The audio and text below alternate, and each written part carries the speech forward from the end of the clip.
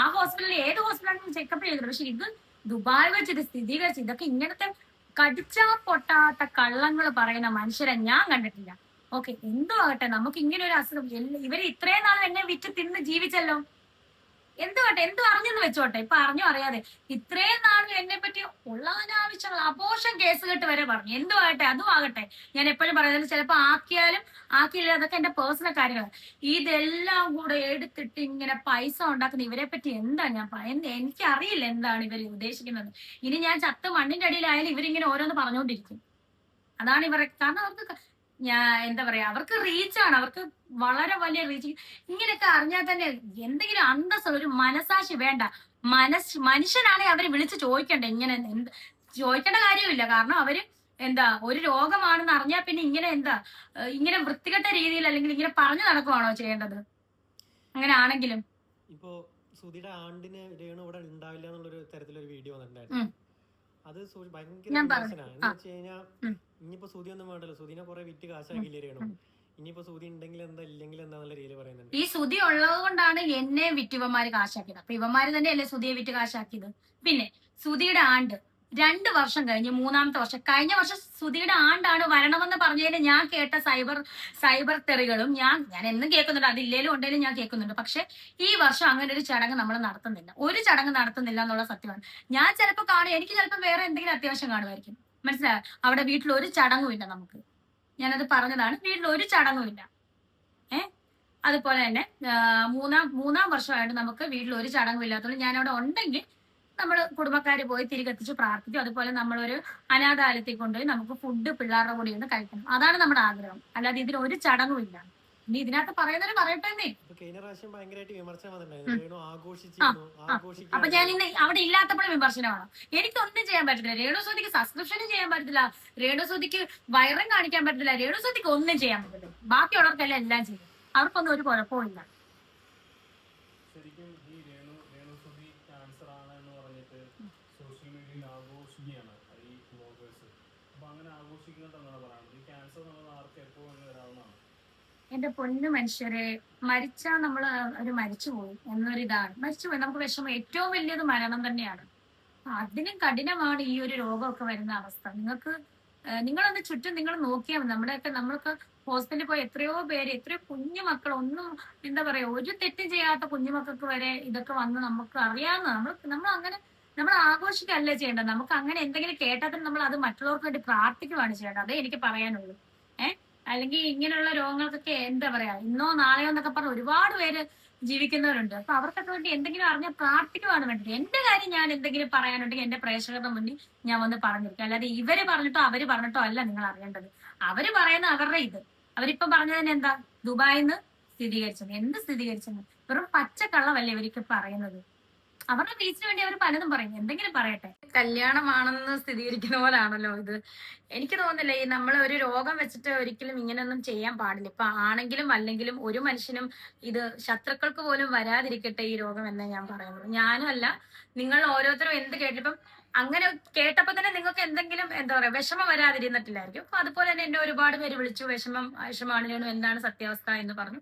ഞാൻ അവരോടെല്ലാം കറക്റ്റ് മറുപടി പറഞ്ഞിട്ടുണ്ട്. എനിക്ക് ആ ഒരു മറുപടിയെ പറയാൻ പറ്റത്തുള്ളൂ. കാരണം വേറൊന്നുമല്ല, എനിക്ക് എന്തെങ്കിലും എന്റെ പ്രേക്ഷകരുടെ അടുത്ത്, അതായത് എന്നെ സ്നേഹിക്കുന്നവരുടെ അടുത്ത് എനിക്ക് പറയാനുണ്ടെങ്കിൽ ഞാനത്, അതും ഇങ്ങനെ ഒരു അസുഖത്തെ പറ്റി എനിക്ക് പറയാനുണ്ടെങ്കിൽ ഞാനത് പ്രേക്ഷകരുടെ അടുത്ത് വന്ന് പറഞ്ഞിരിക്കും. അല്ലാതെ മറ്റുള്ള വ്ളോഗേഴ്സ്, എന്റെ പുറകെ ഇങ്ങനെ നടക്കുന്ന വ്ളോഗേഴ്സ് എന്തെങ്കിലും കേട്ടറിഞ്ഞ് ഇങ്ങനെ പറയുന്നതല്ല. എനിക്ക് എന്ത് പറയാനുണ്ടെന്നാണ് അവർ നോക്കുന്നത്. എന്തായാലും എനിക്ക് എന്തെങ്കിലും പറയാനുണ്ടെങ്കിൽ ഞാനത് പ്രേക്ഷകരുടെ അടുത്ത് പറഞ്ഞിരിക്കും. രേണു പുറത്തു പോകുന്നതും ഈ പറഞ്ഞ പോലെ വരുന്നതൊക്കെ മറ്റ് പ്രവർത്തികൾ ചെയ്യാനാണെന്നുള്ള രീതിയിലാണ് കൂടുതൽ ആളുകളും, ഈ പറഞ്ഞ പോലെ ആളുകളല്ല, കുറെ ഇൻഫ്ലുവൻസേഴ്സ് പറയുന്നത്. അപ്പൊ എന്തുകൊണ്ട് ഈ ക്യാൻസർ എന്ന് പറയുന്നത്, എന്തുകൊണ്ട് HIV വന്നില്ല, അല്ലെങ്കിൽ രേണുവിന് HIV വന്നു, അല്ലെങ്കിൽ എയ്ഡ്സ് ആണെന്നുള്ള രീതിയിലൊന്നും പറയുന്നില്ല ആളുകളെ? ക്യാൻസർ പറയുന്നത് അതാണ് ഞാൻ ചോദിച്ചത്. ഈ രോഗം, ഇപ്പൊ ക്യാൻസർ എന്ന് പറഞ്ഞ രോഗം എന്താ പറയാ, എന്ത് രോഗമായിട്ട്, ക്യാൻസർ ആകട്ടെ എന്തുമാകട്ടെ, നമുക്ക് സത്യം പറഞ്ഞത് ഇപ്പൊ നിങ്ങൾ ചോദിച്ച പോലെ നമ്മളിപ്പോ പുറത്തു പോകുന്ന അതിനാണ് ഇതിനാണ് പറയുന്നത്. പക്ഷെ എയ്ഡ്സ് എന്ന് പറഞ്ഞ രോഗമല്ല, അങ്ങനെ എയ്ഡ്സിനെ പറ്റി പറയുന്നില്ല. പക്ഷെ ഇവര് ക്യാൻസറിനെ പറ്റിയാണ് പറയുന്നത്. അപ്പൊ എനിക്ക് തോന്നുന്നത് എന്താ പറയാ, ഇവർ ഇതിനു മുന്നേ പല അലിഗേഷൻസ് എന്നെ പറ്റി കൊണ്ടുവന്നിട്ടുണ്ട്. അപ്പം അതിനെപ്പറ്റി ഒന്നും ഞാൻ പ്രതികരിച്ചിട്ടുമില്ല. പ്രതികരിക്കേണ്ട സ്ഥാനത്ത് ഞാൻ പ്രതികരിച്ചിട്ടുണ്ട്. പക്ഷെ എനിക്ക് തോന്നുന്നില്ല ഇതൊരു സമയമായിട്ടുണ്ടോ ഇല്ലോ എന്ന് എനിക്ക് തോന്നുന്നില്ല പ്രതികരിക്കാൻ. ഇപ്പൊ നിങ്ങൾ ചോദിച്ചോണ്ട് ഞാൻ അതിന്റെ ഉത്തരം പറഞ്ഞു. അതാണ് ഞാൻ പറയുന്നത്. അവരുടെ മനസ്സിലെ ഇപ്പം ക്യാൻസർ ഉണ്ടെങ്കിലും ഇല്ലെങ്കിലും അവരുടെ മനസ്സിലെ ഈ ക്യാൻസർ എന്ന ദുഷ്ടചിന്തയായിരിക്കും അവരെ കൊണ്ട് ഇതൊക്കെ പറയിപ്പിക്കുന്നത്. ഫേക്ക് ന്യൂസ് ആണെങ്കിൽ കൂടി രേണുസുതിക്ക് ഒപ്പം എത്ര പേര് ഉണ്ടാകും എന്നുള്ളതിനൊരു തെളിവ് കൂടെയല്ലേ ഈ ഒരു ന്യൂസ് വന്നതിന് ശേഷം കോണ്ടാക്ട് ചെയ്ത ആൾക്കാർ? അല്ല, ഇതിനകത്ത് ഞാൻ കുറെ കമന്റ്സ് കണ്ടു. അതിനകത്ത് പറയുന്നത് ഇവക്കാണോ, ഇവക്ക് ഇത് വെറും അടവാ, ഇവൾ അടവാണ്. ഞാനൊരു കാര്യം ചോദിച്ചിട്ടെ, ഞാൻ നിങ്ങളുടെ അടുത്ത് വന്ന് പറഞ്ഞായിരുന്നോ എനിക്ക് ക്യാൻസർ ആണ്? അത് ഞാൻ പറഞ്ഞു എനിക്ക് ക്യാൻസർ ആണെന്ന്, ഞാൻ ഇന്ന ഹോസ്പിറ്റലിൽ പോയി ഞാൻ ആരോടും വന്ന് പറഞ്ഞിട്ടില്ല ഇതുവരെ. ഈ നിമിഷം വരെ ഇത്രയും മീഡിയക്കാരുണ്ടായിരുന്നു. ഇന്നലെ തൊട്ട് ഇത് ചോദിക്കുന്നതാണ്, നമ്മുടെ ആൽബത്തിന് വന്നപ്പോൾ തൊട്ട് ചോദിക്കുന്നതാണ്. ഞാൻ ഇതുവരെ ആയിട്ടും എനിക്ക് ക്യാൻസർ ആണെന്ന് ഞാൻ എങ്ങും വന്ന് പറഞ്ഞിട്ടില്ല. ഒന്നാമത്തെ കാര്യം, എനിക്ക് അങ്ങനെ എന്തെങ്കിലും പറയാനുണ്ടെങ്കിൽ അത് ഞാൻ പറഞ്ഞിരിക്കും. അത് ഞാൻ മുഖത്ത് നോക്കി എന്റെ പ്രേക്ഷകരോട്, ഇനിയിപ്പോ ഇഷ്ടപ്പെടുന്നവരോ ഇഷ്ടപ്പെടാത്ത എന്തുമാട്ടെ എന്തായാലും ഞാൻ പറഞ്ഞിരിക്കും അത് മുഖത്ത് നോക്കി. ദുബായിൽ പോയി സ്ഥിരീകരിച്ചതൊക്കെ ഒരു വാർത്ത. എന്റെ പൊന്നെ, അങ്ങനത്തെ ഒരു സംഭവം ഇല്ല. പിന്നെ എന്തിനാണ് അങ്ങനെ പറയുന്നത്? അതാണ് പറഞ്ഞത്, വെറും കള്ളക്കഥയാണ്. ദുബായിൽ പോയി സ്ഥിരീകരിച്ചെന്ന് പറയുന്നത് തന്നെ വെറും കള്ളക്കഥ, കെട്ടിച്ചമച്ച കഥയാണത്. ദുബായിൽ പോയി സ്ഥിരീകരിച്ചെന്ന് പറയുന്നത് കെട്ടിച്ചമച്ച കഥ തന്നെയാണ് അത്.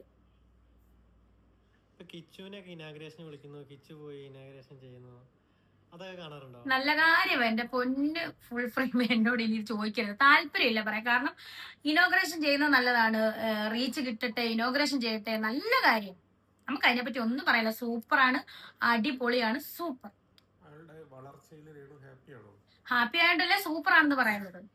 ഇപ്പൊ നിങ്ങള് ഇനോഗ്രേഷൻ സമയത്ത് എനിക്ക് തോന്നുന്നു ഒരു ചാനൽ വന്ന് ചോദിച്ചു അമ്മയെ കുറിച്ച് എന്താ അഭിപ്രായം, ഇപ്പൊ എന്താ പറഞ്ഞു? സൂപ്പറാന്നല്ലേ പറഞ്ഞേ. അതുപോലെ എനിക്കും തിരിച്ച് അവൻ സൂപ്പറാണ്, അത്രേ ഉള്ളൂ. രേണുവിന് കിച്ചു നല്ലൊരു മകനായിരുന്നു, പക്ഷെ കിച്ചുവിനെ നല്ലൊരു അമ്മയായിരുന്നില്ല രേണു എന്ന് തോന്നുന്നുണ്ടോ ഇപ്പൊ? സത്യം പറഞ്ഞ ഒരു 5 ഇതൊക്കെ ഓർക്കാൻ തന്നെ നമുക്ക് എന്താ പറയാ ചേട്ടാ, നമുക്ക് ഓർത്ത് കഴിഞ്ഞാൽ നമുക്ക് നല്ല ഇമോഷനാണ്. കാരണം 11 വയസ്സ് കിട്ടിയതാണ്. അതൊക്കെ എനിക്ക് സുചിച്ചാണ്ടുള്ളപ്പോഴത്തേന് കിട്ടിയ കുട്ടിയാണ്. എന്റെ കടമ ഞാൻ അതുപോലെ നിർവഹിച്ചിട്ടുണ്ടെന്ന് തന്നെയാണ് എന്റെ വിശ്വാസം.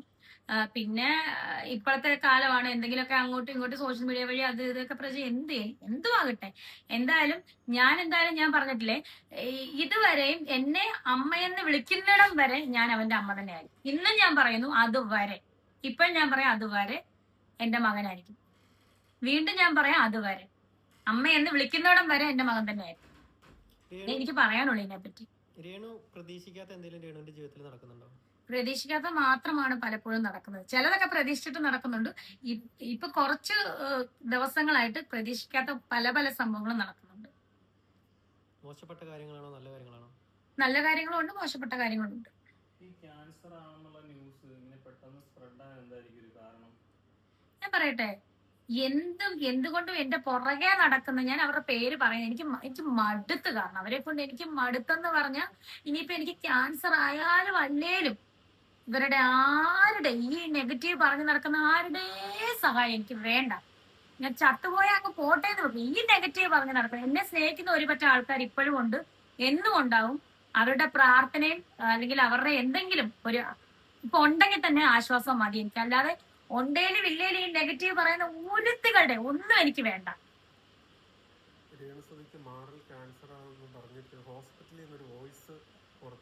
അതാ ഹോസ്പിറ്റലുകാരുടെ കുഴപ്പമല്ലേ ചേട്ടാ? എന്തായാലും ഹോസ്പിറ്റലുകാരുടെ കുഴപ്പം തന്നെയല്ലേ അവര്. ഞാൻ പറയട്ടെ, ഞാൻ സത്യം പറഞ്ഞ ഇത് ഞാൻ കേട്ടില്ല. എന്നോട് പറഞ്ഞു ഹോസ്പിറ്റലിൽ നിന്നുള്ള വോയിസ് ഉണ്ട്, എന്തോ നേഴ്സിന്റെ സിസ്റ്റർ പറഞ്ഞാണ്.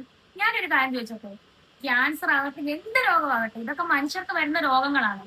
സോ അങ്ങനെ ഒരു രോഗം വന്നാൽ ഒരു ഹോസ്പിറ്റലിന്റെ എത്തിക്സിന് ചേർന്നതല്ല. ഒരു രോഗിയുടെ ഭർത്താവിനോട് പറയണമെങ്കിൽ ആ രോഗിയുടെ സമ്മതം വേണം. നിങ്ങൾ അല്ലെങ്കിൽ ഒന്ന് അറിവുള്ള ആരോട് വേണമെന്ന് ചോദിച്ചു നോക്കും. ഒരു പനി വന്നാൽ അത് രോഗിയുടെ സമ്മതമില്ലാതെ മൂന്നാമതൊരാളെ അറിയിക്കാൻ പാടില്ല. അത് മെഡിക്കൽ എത്തിക്സിന് വിപരീതമാണ് അങ്ങനെ ചെയ്തെങ്കിൽ. എനിക്ക് അതൊന്നും അറിയത്തില്ല. എന്തായാലും അങ്ങനെ ഒരു കാര്യം ഇപ്പൊ എന്റെ കാര്യം തന്നെയല്ല, ഏതൊരു രോഗിയും നമ്മൾ ഹോസ്പിറ്റലിൽ പോകുന്ന അവരുടെ പ്രൈവസി തന്നെയാണ്. എന്ത് രോഗമാട്ടെ അത് പ്രൈവസിയാണ്. പക്ഷെ അത് ഇങ്ങനെ വെറും കച്ചവടമാക്കിയും തന്നെ ഞാൻ പറയാം. അങ്ങനെയാണെങ്കിൽ അത് വെറും തെറ്റായിട്ടുള്ള പ്രവണതയാണത്.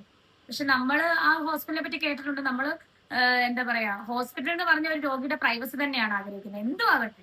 പക്ഷെ ഇങ്ങനെ കാണിച്ചത് അത് ഹോസ്പിറ്റലിൽ നിന്നാണെങ്കിൽ ഇങ്ങനെ കാണിച്ചത് തെറ്റായിരിക്കും. എന്തും ആകട്ടെ. പിന്നെ നമ്മൾ മനുഷ്യരാണ്.